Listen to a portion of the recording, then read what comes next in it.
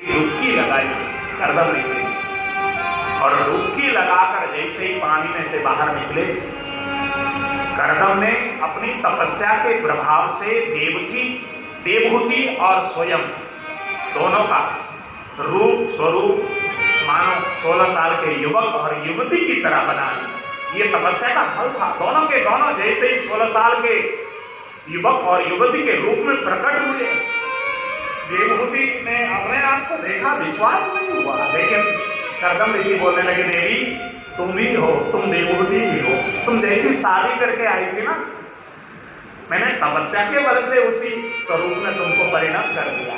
देवी आओ, तुम्हारे साथ हम जरा विचरण करेंगे। हाथ में एक गंगा जल लिया कर्दम ऋषि ने, और संकल्प की शक्ति से, मंत्र की शक्ति से एक दिव्य विमान निर्माण किया। और वो विमान मन की गति से चलता था। मन में जो इच्छा होती थी वहां पर उड़ता था। जल में भी चलता था, स्थल में भी चलता था, और आकाश में भी उड़ता था। और वो विमान में 7 स्टार सुविधा थी। 7 स्टार, अनेक प्रकार के बहुत सुंदर वातानुकूल कमरे थे उसमें। हजारों सेवक सेविकाएं हाथ जोड़कर वहां पर सेवा करने के लिए तत्पर थी। अनेक प्रकार के अनेक प्रकार के खेलने के क्रीड़ांगण थे वहां पर। खेल खिलाने वाले वहां पर उपस्थित थे। अनेक प्रकार की सुख सुविधाओं से वहां पर सुसज्जित था। अनेक प्रकार के मनोरंजन के साधन थे वहां पर। काम क्रीड़ा के अनेक प्रकार के वहां पर दृश्य लगे हुए थे। इस प्रकार का वो जो विमान था, उसमें जैसे ही इन दोनों ने प्रवेश लिया, वो विमान मन की गति से चलने लगा। कभी आकाश में जाता है वो विमान, कभी जल में भी चलता है, कभी पृथ्वी में चलता है। देवहूति का मन रोमांचित हो गया, आनंदित हो गई। अरे मेरा पति तपस्या के बल पर इतना संपन्न है, और इतना संपन्न व्यक्ति इतना कष्ट का जीवन जीता है। धन्य हो मेरे पिता, ये कितने महान व्यक्ति के साथ मेरा विवाह किया। मुझे लग तो रहा था कि कहां मैं ब्याह गई, लेकिन मेरे पिता ने बहुत योग्य व्यक्ति के साथ मेरा विवाह किया। धन्य हो पिता। कॉपी है, कलम है, ये सब के सब। कॉपी कलम ज्ञान नहीं है, लेकिन ज्ञान हासिल करने के लिए, शिक्षा हासिल करने के लिए कलम, कॉपी, बस्ता, ब्लैक बोर्ड, शिक्षक, ये अनिवार्य है भाई। इसके बिना ज्ञान नहीं प्राप्त होगा। उसी प्रकार ये जो हम भक्ति के अनेक प्रकार के जो साधन करते हैं, पूजा करते हैं, पाठ करते हैं, मूर्ति पूजा करते हैं, ये सब के सब साधन है परमात्मा की प्राप्ति के लिए, भक्ति के मार्ग पर आगे बढ़ने के लिए। इसलिए इसको तुच्छ मत मान लो। कई लोग बड़ी बड़ी बात करते हैं, लेकिन ये बहुत जरूरी चीज है, समझने की आवश्यकता। और यहाँ इतना दिव्य ज्ञान दिया अपनी मां को। महाराजी तत्वों की उत्पत्ति के विषय में बताया, प्रकृति और पुरुष के विवेक से मोक्ष की प्राप्ति कैसे होती है इसके विषय में बताया। अष्टांग योग के विषय में बताया। योग केवल आसन करने से नहीं माना जाता। योग के 8 अंग हैं। कौन कौन से? यम, नियम, आसन, प्राणायाम, प्रत्याहार, ध्यान, धारणा और समाधि। जब ये 8 अंग पूर्ण होते हैं तब जाकर योग होता है। हम लोग केवल योग के 1-2 विषय को लेकर हम योग समझते हैं, केवल उतना ही योग नहीं। अष्टांग योग के विषय में यहाँ पर कैसे करें इसकी पूरी महत्ता बताई, कैसे करना है उसकी मर्म बताई। उसके बाद यहाँ पर भक्ति का मर्म क्या है, काल की महिमा क्या है, इसके विषय में बताया। और इन सब को करने के बाद भगवान की 4 प्रकार की मुक्ति मनुष्य को कैसे मिलता है उसकी उपदेश दी। मुक्ति, ये संसार में मनुष्य मुक्ति प्राप्त करने के लिए आता है, और आता है मुक्ति प्राप्त करने के लिए, करता और कुछ है और जाता है और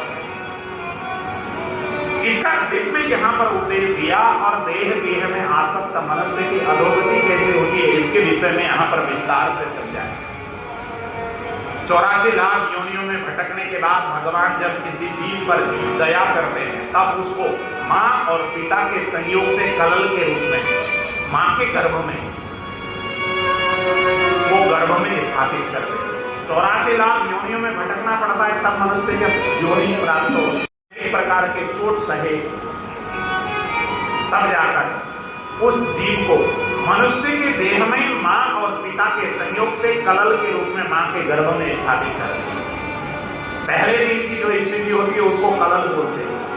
5वें दिन उस कलल का मां के गर्भ में गोलाकार रूप बन जाता है। 10वें दिन बेर के बराबर वो गर्भ बेर के दाना बराबर हो जाता है। 15वें दिन मांस पिंड तैयार होता है।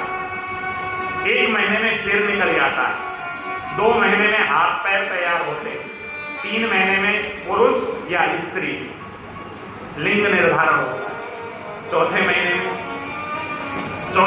में शरीर के सारे अंग प्रत्यंग बन जाते हैं और 5वें महीने में जाकर भूख लगती है, प्यास लगती है। 6ठे महीने में मां के दक्षिण कुक्षी में आकर वो जीव बैठ जाता है और 6ठे महीने में जाकर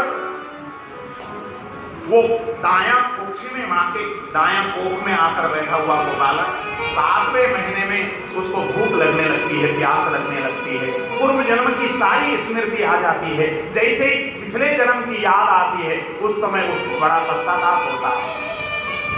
अरे मैं इस जन्म में ऐसा था, इस जन्म में ऐसा था, इस जन्म में ऐसा था, इस जन्म में ऐसा था, और मनुष्य का जन्म भी मुझे पहले मिला था, लेकिन मनुष्य के जीवन में जाने के बाद मैंने जो करने थे वो तो नहीं किया, धिक्कार है मुझे। उस प्रकार अपने आप को धिक्कारते हुए वो बार बार परमात्मा को हाथ जोड़कर प्रार्थना करने लगता है। परमात्मा मेरे से बहुत भूल हुई, लेकिन अब की बार मुझे जल्दी से इस नरक से बाहर निकालो। 7वें महीने में उस बालक को जब पीड़ा पहुंचती है ना, मां जब खटाई खाती है, जो सुरुचि पूर्वक करेगा उसका एक पुत्र पैदा होगा जिसका नाम होगा उत्तम। उत्तम का मतलब अच्छा, ऐसा दिखाई देता है, लेकिन नहीं, इसका अर्थ ये नहीं। उत्तम 2 शब्द जुड़कर बना, उत और तम। उत का मतलब होता है गहन, तम का मतलब होता है अंधकार। जो मनमर्जी करेगा उसके जीवन में केवल और केवल गहन अंधकार ही हाथ लगेगा, करेगा गहन उसके जीवन में। सुनीति, और सुनीति का पुत्र कौन होता है? ध्रुव। ध्रुव का मतलब भक्त, ध्रुव का मतलब चमकता सितारा, ध्रुव का मतलब प्रकाश, ध्रुव का मतलब प्रकाश पुंज, ध्रुव का मतलब ज्ञान, ध्रुव का मतलब भक्ति, ध्रुव का मतलब वैराग, ध्रुव का मतलब आनंद, ध्रुव का मतलब सातत्य, ध्रुव का मतलब संस्कार, ध्रुव का मतलब चमक, ध्रुव का मतलब प्रकाश, ध्रुव का मतलब ज्ञान, ध्रुव का मतलब आनंद में रहता है।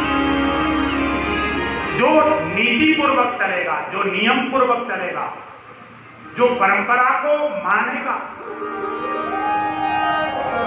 मैं किस कुल में पैदा हुआ हूं, मेरी परंपरा क्या है, मेरे माँ बाप कौन है,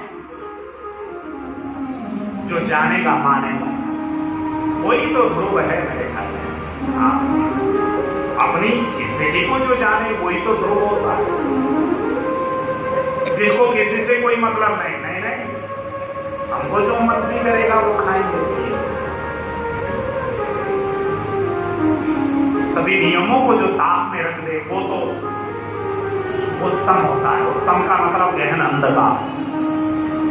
जो मनमर्जी करता है उसके जीवन में गहन अंधकार ही आता है मेरे भाई बहन, उसके जीवन में वो प्रकाश नहीं आ सकता। कथा आगे बढ़ती है।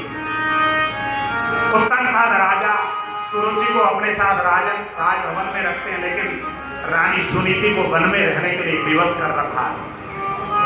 महीने में 2 शेर जो भेज दिए जाते, 2 साड़ी भेज दी जाती।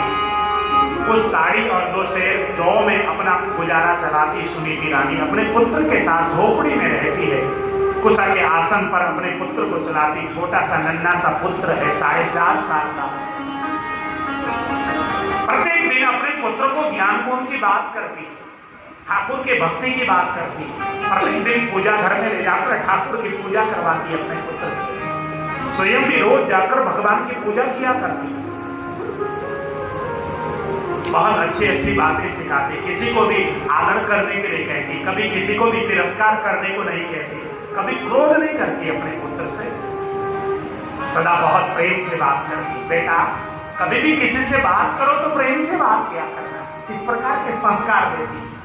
और बेटा भी बेटा ही था, बहुत ज्ञानी था, कभी माँ को छोड़कर अकेले खेलने नहीं जाता। माँ कहती ना बेटा तुम खेलने जाया करो, तो उस समय अपनी माँ के चरण छूकर वो छोटा सा नन्हा सा बालक कहता, माँ यदि मैं भी खेलना चला जाऊँ तुम अकेली घर में रहोगी, तुम्हारा मन नहीं लगेगा ना, इसलिए तुम्हारा मन लगाने के लिए भी मुझे तुम्हारे साथ रहना होगा, तुम अकेली रहती हो माँ। जब माँ के सामने वो छोटा सा नन्हा बालक जब कहता, माँ को ऐसा लगता है परमात्मा इतना सुशील बालक को तुमने मेरे गर्भ से दिया, और ये बालक राजभवन के मखमल के गद्दे में सोने का इसका भाग्य होना चाहिए था, ये कहां मेरे साथ किस वन में कुशा के आसन में सो रहा है। परमात्मा इसके ऊपर इतनी कृपा इनायत करो। बार बार माँ परमात्मा से प्रार्थना करती। एक दिन की घटना, प्रातःकाल उठकर माँ ने पूजा किया, अपने बेटे को स्नान कराने के बाद दोनों ने जाकर पूजा किया, सत्तू घोलकर बेटे को खाने को दी और कहा, बेटा तुम कभी खेलने नहीं जाते, देखो आज कुछ ऋषि कुमार सामने आश्रम में खेल रहे हैं, तुम भी जाकर उनके साथ थोड़ी देर खेल के आओ। जैसे ही कहा, बालक ध्रुव को आज लगा कि माँ रोज खेलने जाने को कहती है, यदि मैं माँ की आज्ञा को रोज मैं मना कर दूं तो माँ को ऐसा लग सकता है कि पुत्र कहना नहीं मानता।